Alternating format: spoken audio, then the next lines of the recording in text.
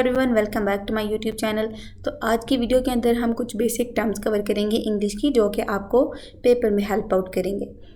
तो सबसे पहली हमारी टर्म है एडवर्ब। एडवर्ब जो है वो हमें किसी भी वर्ब के मुतालिक बताएगा, एडजेक्टिव के मुतालिक बताएगा और किसी दूसरे एडवर्ब के मुतालिक। इन शॉर्ट ये कि एडवर्ब एक ऐसा वर्ड है जो कि किसी भी वर्ब के मुतालिक हमें मज़ीद मालूमात फराहम करता है, एडजेक्टिव के मुतालिक और एडवर्ब के मुतालिक। वर्ब तो आप लोग सारे जानते हो ऑलरेडी कि एक सेंटेंस के अंदर जो भी एक्शन होता है, जो भी कोई काम होता है, उसको हम वर्ब बोलते हैं। एडजेक्टिव मतलब किसी भी नाउन की जो खूबी होती है उसको एडजेक्टिव बोलते हैं। Another adverb. तो एडवर्ब एक ऐसा वर्ड है जो वर्ब के मुतालिक, एडजेक्टिव के मुतालिक और किसी दूसरे एडवर्ब के मुतालिक हमें जो है वो इंफॉर्मेशन प्रोवाइड करता है।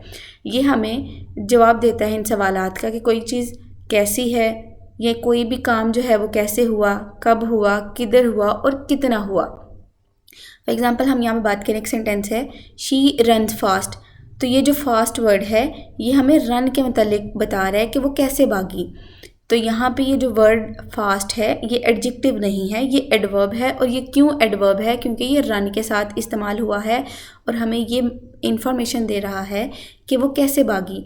तो इन शॉर्ट ये कि ऐसे वर्ड्स जो कि वर्ब के मुतालिक, किसी एडजेक्टिव के मुतालिक और किसी दूसरे एडवर्ब के मुतालिक इंफॉर्मेशन फराहम करते हैं, उनको हम एडवर्ब बोलते हैं। फॉर एग्ज़ाम्पल ये देखो, ही केम येस्टरडे। तो ये येस्टरडे इस्तेमाल हुआ है केम के साथ। केम एक वर्ब है, एक एक्शन है, एक काम है।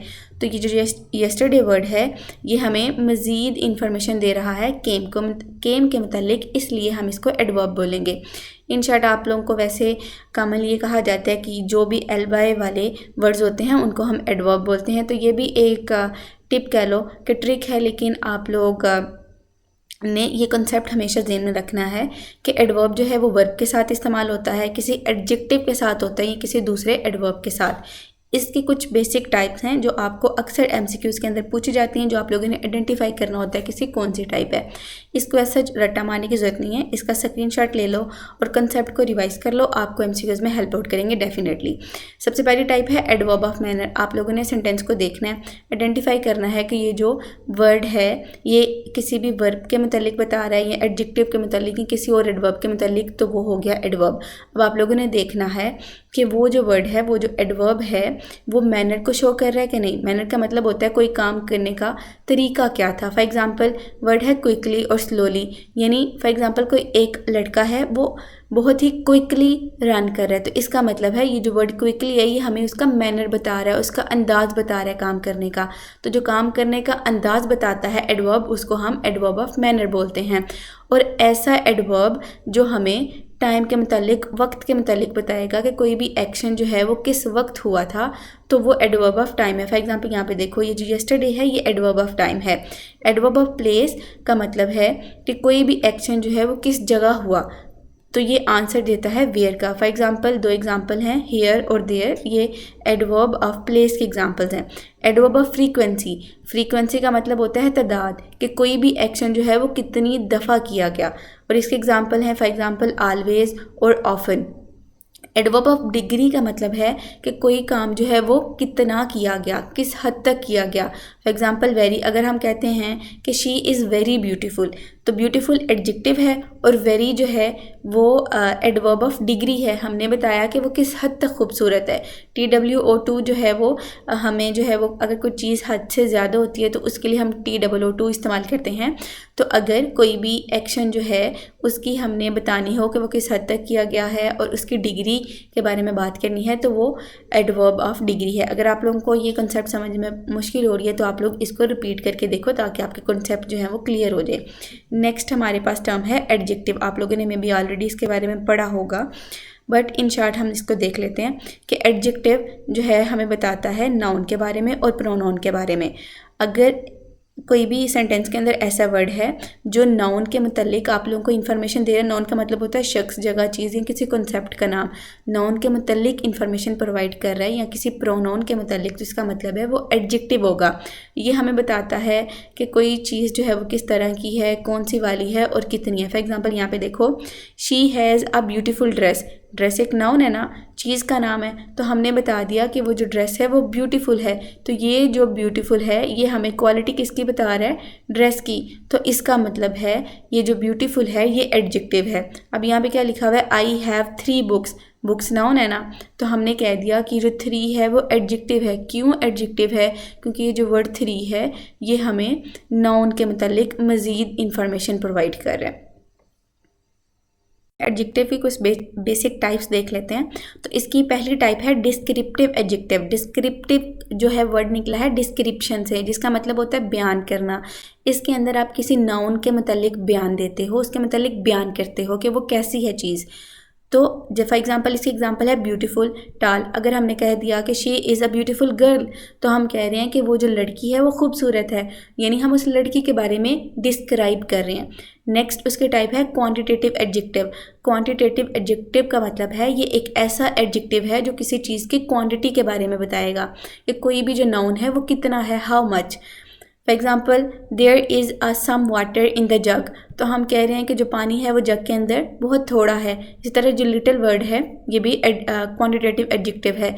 न्यूमेरल एडजेक्टिव ऐसे एडजेक्टिव होते हैं जो नंबर्स के बारे में बताते हैं कि कोई भी नाउन जो है वो कितनी तादाद में है। For example 1, 2, first.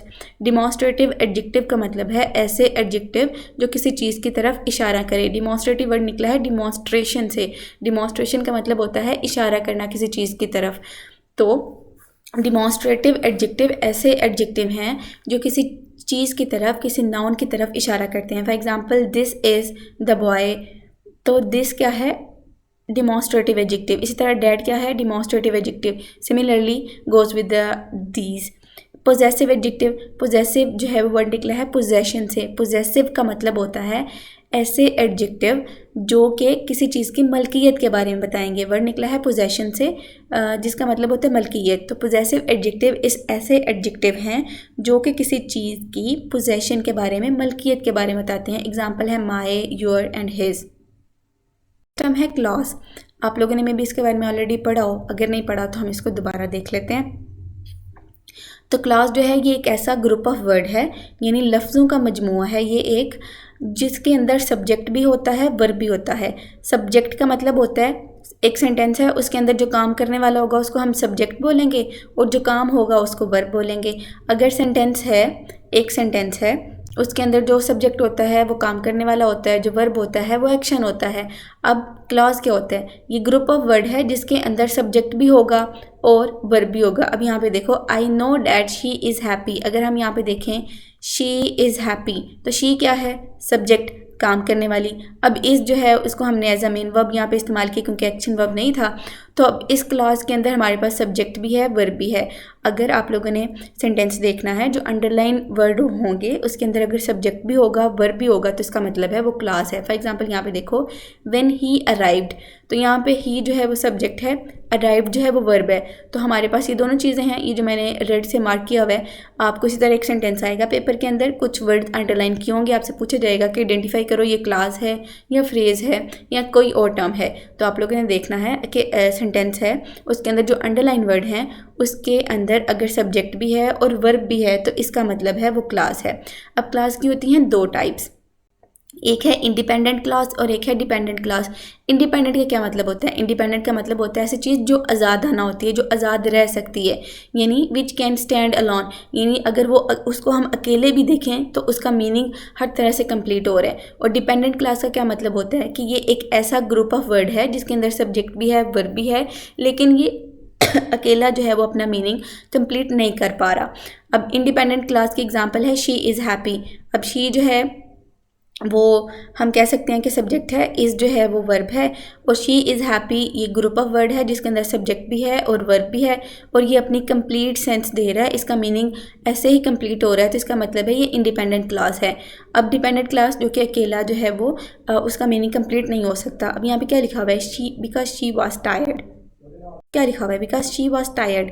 अब सब्जेक्ट भी है हमारे पास, वर्ब भी है, लेकिन बिकॉज शी वॉज टायर्ड वो उस तरह से सेंस कंप्लीट नहीं है ना, हमें नहीं समझ आ रही कि वो क्यों जो है वो थकी हुई है, तो हमें रीज़न प्रोवाइड करनी पड़ेगी, इसलिए ये डिपेंडेंट क्लॉज है। नेक्स्ट टर्म टर्मिनोलॉजी है फ्रेज।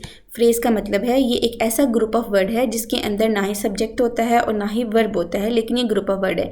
यही मेन डिफरेंस है फ्रेज के अंदर और क्लास के अंदर, कि क्लास के अंदर सब्जेक्ट भी होगा और वर्ब भी होगा, लेकिन फ्रेज के अंदर सब्जेक्ट भी नहीं होगा और वर्ब भी नहीं होगा। For example, she is in the room. अब ये जो मैंने रेड से लिखा है इन द रूम, अब इसके अंदर हमारे पास जो है वो सिर्फ एक सब्जेक्ट है, वर्ब नहीं है। दोनों चीज़ें हमारे पास इकट्ठी नहीं है। अब यहाँ पे देखो वेरी हैप्पी, अब यहाँ पे ये जो ना ही ये हैप्पी जो शी लुक्ड वेरी हैप्पी, यानी वो बहुत ही जो है वो खुश दिखाई दे रही है, तो यहाँ पे जो हैप्पी वो एडवर्ब है। हमारे पास सिर्फ एडवर्ब है, ना ही कोई सब्जेक्ट है और ना ही कोई वर्ब है। तो यानी ये सिर्फ ग्रुप ऑफ वर्ड है जिसके अंदर सब्जेक्ट भी नहीं होता, वर्ब भी नहीं होता, यानी सिंपल सो जो है वो एक स्टेटमेंट होती है। अगर सब्जेक्ट और वर्ब दोनों इकट्ठे आएंगे किसी ग्रुप ऑफ वर्ड के अंदर तो इसका मतलब है वो फ्रेज, वो क्लास है। लेकिन अगर सब्जेक्ट और वर्ब दोनों नहीं हैं इकट्ठे तो इसका मतलब है वो फ्रेज है। अब फ्रेज की कुछ टाइप्स होती हैं वो देख लेते हैं हम लोग। फ्रेज की सबसे पहली टाइप है नाउन फ्रेज। नाउन फ्रेज ये एक ऐसा ग्रुप ऑफ वर्ड है जो एज अ नाउन एक्ट करते हैं। For example, a beautiful girl. अब यहाँ पे वर्ड है अ ब्यूटीफुल गर्ल, तो ये तीन वर्ड्स का ग्रुप है, लेकिन ये एज अ नाउन एक्ट कर रहे हैं। तो अगर group of word as a noun act करेगा तो वो जो है वो नाउन फ्रेज होगा, और अगर ग्रुप ऑफ वर्ड जो है वो एज अ वर्ब एक्ट करेगा तो वो वर्ब फ्रेज होगा। अब वर्ब फ्रेज के अंदर जो है वो मेन वर्ब होता है और साथ हेल्पिंग वर्ब होता है। फॉर एग्जांपल, इज़ रनिंग, आपको पता है कि आईएनजी वाली फॉर्म है जो कंटिन्यूस के अंदर हम इस्तेमाल करते हैं, और इस जो है वो एक हेल्पिंग वर्ब है। मेन वर्ब और हेल्पिंग वर्ब का जो कम्बिनेशन होता है उसको हम वर्ब फ्रेज बोलते हैं। प्रेपोजिशनल फ्रेज, आपको आइडिया होगा कि ये प्रेपोजिशन होगी और उसके अंदर साथ कोई भी हम नाउन ऐड कर देंगे। तो प्रेपोजिशनल फ्रेज जो है वो प्रेपोजिशन से स्टार्ट होता है। प्रेपोजिशन का मतलब होता है ऐसे वर्ड जो पोजीशन के मतलब बताते हैं, लोकेशन के मतलब। अब ये वर्ड हो सकते हैं ऑन, बिसाइड, बिनेथ, अंडर, ये इस टाइप के वर्ड्स होते हैं जो किसी भी चीज़ की पोजीशन के मतलब बताते हैं। और प्रेपोजिशनल फ्रेज जो है वो प्रेपोजिशन से स्टार्ट होते हैं। For example, on the table. Adjective phrase, ये ऐसे फ्रेज होते हैं जो किसी नाउन के को डिस्क्राइब करते हैं। आप लोगों ने ऊपर पढ़ा कि एडजेक्टिव क्या होता है, तो एडजेक्टिव जो है वो ऐसे वर्ड्स होते हैं जो नाउन को डिस्क्राइब करते हैं। तो एडजेक्टिव फ्रेज भी ऐसा ग्रुप ऑफ वर्ड होगा जो नाउन को डिस्क्राइब करेगा। For example, full of Joy. Adverb phrase, ये ऐसे वर्ड्स होंगे जो वर्ब को डिस्क्राइब करेंगे। सिमिलर वर्ड डेफिनेशन के एडवर्ब ऐसे वर्ड्स होते हैं जो वर्ब को डिस्क्राइब करते हैं। तो एडवर्ब फ्रेज ऐसा ग्रुप ऑफ वर्ड होगा जो कि वर्ब को डिस्क्राइब करेगा। For example, with a great speed. अब यहाँ तक बेसिक टर्मिनोलॉजीज हमने कवर कर ली। अब आपको पेपर के अंदर जो है वो कुछ सेंटेंसेस यानी कुछ आपको सेंटेंस आएंगे जो आप लोगों ने आइडेंटिफाई करना होगा कि ये सिंपल सेंटेंस है, कंपाउंड है और कॉम्प्लेक्स है। तो इसका भी हम क्विक ओवरव्यू देख लेते हैं कि सिंपल सेंटेंसेस कौन से होते हैं। सिंपल सेंटेंस नाम से जाहिर हो रहा है कि बहुत सादा जुमला होगा। इसकी डेफिनेशन ये है कि इसके अंदर सिर्फ एक ही क्लास होगा, यानी सब्जेक्ट होगा और साथ वर्ब होगा। फॉर एग्जाम्पल, सिंपल, यानी आप लोग इन शॉर्ट ये समझ लो कि ये ऐसे सेंटेंसेस होते हैं जिनके अंदर बिल्कुल ही सिंपल सी स्टेटमेंट होती है। For example, she is reading, बहुत सादी सी बात हो रही है, सिंपल बात आपको समझ आ रही है। आई वेंट टू स्कूल, बहुत ही सिंपल सी बात है कि वो स्कूल गया। तो ये ऐसे सेंटेंसेस होते हैं जिनके अंदर बहुत ही सिंपल सी बात की जाती है। अब इसकी एमसीक्यू ट्रिक क्या है कि इसके अंदर एक ही वर्ब होते हैं, एक साथ नहीं होते, और कोई भी जो है वो ज्वाइनिंग वर्ड नहीं होते, यानी ऐसे वर्ड नहीं होते जिसे हम दो सेंटेंसेस को आपस में मिला सकते हैं। बहुत ही एक सिंपल सा सेंटेंस होता है जिसके अंदर ना ही एंड इस्तेमाल होता है, ना बट इस्तेमाल होगा और ना ही बिकॉज इस्तेमाल होगा। अब कंपाउंड सेंटेंसेस कौन से होते हैं? कंपाउंड से ही समझ में आ रही है कंपाउंड का क्या मतलब होगा कि दो सेंटेंसेस इसके अंदर हो सकते हैं, यानी दो क्लास हो सकते हैं इसके अंदर। तो ये दो इंडिपेंडेंट क्लास होते हैं जिसको हमने कोऑर्डिनेट कंजक्शन के साथ जो है वो ज्वाइन करना होता है। अब ये समझ लो, अब आपको इस मोमेंट के अंदर ये समझने की ज़रूरत नहीं है बहुत ही इन डेप्थ के कोऑर्डिनेट कंजक्शंस क्या होंगे और बाकी चीज़ें। आप लोगों ने सिंपल सिर्फ ये बात याद रख लो कि एक आप सेंटेंस आपको दिया गया है, अगर उसके अंदर दो इंडिपेंडेंट क्लास हैं। आप लोगों ने ऊपर पढ़ा कि इंडिपेंडेंट क्लास क्या होता है, यानी ऐसा ग्रुप ऑफ वर्ड होगा जो कि अगर हम उसको अलग अलग भी करते हैं तो उनकी सेंस कंप्लीट हो रही है, उनकी हमें समझ आ रही है। अब दो, फॉर एग्जाम्पल यहाँ से देखो, I went to school and I met my friend. अब इस जुमले के हैं दो हिस्से, दो क्लास है इसके अंदर। आई वेंट टू स्कूल, मैं स्कूल गया। आई मेट माई फ्रेंड, मैं अपने दोस्त से मिला। इनको अलग अलग कर दें फिर भी बात समझ आ रही है, लेकिन अगर हमने इनके अंदर ऐड लगा दिया है, एंड जो है वो कोऑर्डिनेट कंजक्शन है, यानी कंजक्शन ऐसे वर्ड होते हैं जो दो हिस्सों को आपस में मिलाते हैं। I went to school and I met my friend. अब इस जुमले के हैं दो हिस्से, एक ये वाला हिस्सा है और एक ये वाला हिस्सा है। हमने अंदर ऐड कर दिया एंड, तो इसका मतलब है ये कंपाउंड सेंटेंस है, दो क्लास से मिल के बना है। लेकिन अगर हम दोनों को अलग अलग कर देंगे तो वो अपनी सेंस वैसे बरकरार रखेंगे। She is poor but she is happy. अब इसके भी दो हिस्से हैं, she is poor, she is happy. हमने इसको बट से जो है वो ज्वाइन कर दिया दोनों को। अब एमसीक्यूज़ की ट्रिक ये है कि आप लोगों ने सेंटेंस को देखना है, उसको आइडेंटिफाई करना है कि इसके दो हिस्से हैं, वर्ड भी इस्तेमाल हुआ है इसके अंदर, एंड, बट, सो, येट, और दोनों सेंटेंसेस को अगर हम लोग, दोनों हिस्सों को अगर हम लोग अलग कर रहे हैं तो उनका जो है वो मीनिंग वैसे ही बरकरार है, हमें उसकी समझ आ रही है, कंप्लीट सेंटेंस दोनों बन रहे हैं, तो इसका मतलब है वो कंपाउंड सेंटेंस होगा। और ऐसे सेंटेंसेस अब है नेक्स्ट है कम्प्लेक्स सेंटेंसेस। अब इसके अंदर क्या होता है कि एक मेन क्लास होता है और एक डिपेंडेंट क्लास होता है। मेन क्लास फॉर एग्जांपल एक हम इंडिपेंडेंट क्लास कह सकते हैं और एक डिपेंडेंट। इंडिपेंडेंट या मेन क्लास वो वाला क्लास होता है, सेंटेंस का वो हिस्सा होता है जिसको अगर हम अलग भी कर दें तो उसकी हमें मीनिंग समझ में आ रहा है, उसकी हम सेंस वैसे ही कंप्लीट है। लेकिन डिपेंडेंट क्लास कौन सा होता है कि ये ऐसा क्लास सेंटेंस का एक ऐसा हिस्सा होगा कि अगर हमने उसको सेंटेंस से अलग कर दिया तो उसकी बात वैसे समझ में नहीं आ रही। अब इसके अंदर हम लोग कुछ कंजक्शंस इस्तेमाल करते हैं, कुछ ऐसे वर्ड इस्तेमाल करते हैं जैसे कि because, although, if, when, while, since. ये आप लोगों ने रट्टा मार लेना है। फॉर एग्जांपल अगर याद भी नहीं रहते वहाँ पे अगर पेपर में बैठ के, तो आप लोगों ने सेंटेंस को गौर से देखना है। आप लोगों ने देखना है कि अगर उसके दो हिस्से हैं तो अगर हमने उसको अलग कर दिया है तो एक हिस्सा जो है उसकी हमें अच्छे से समझ आ रही है लेकिन एक की समझ नहीं आ रही, तो इसका मतलब है कि वो कम्प्लेक्स सेंटेंस होगा। For example I stayed home it was raining. अब इसके अंदर देखो हमने वर्ड इस्तेमाल किया बिकॉज इट वॉज रेनिंग, तो क्यों बारिश हो रही थी।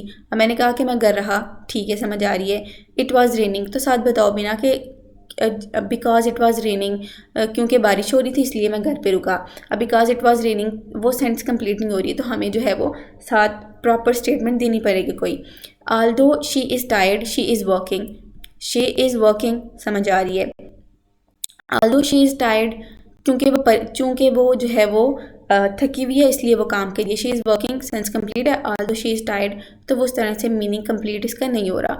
अगर फिर भी आपको पेपर में बैठ के नहीं समझ आ रही कि ये इसकी सेंस कंप्लीट हो रही है कि नहीं, इसकी ये प्रॉपर मीनिंग दे रहा है कि नहीं, फिर आप उसके लिए बेहतर ये है कि आप इन वर्ड्स को याद कर लो। दो सेंटेंस हों, अगर उनके दरमियान ये वर्ड इस्तेमाल हों because, although, if, when, while, since, तो इसका मतलब है वो कम्प्लेक्स सेंटेंस है।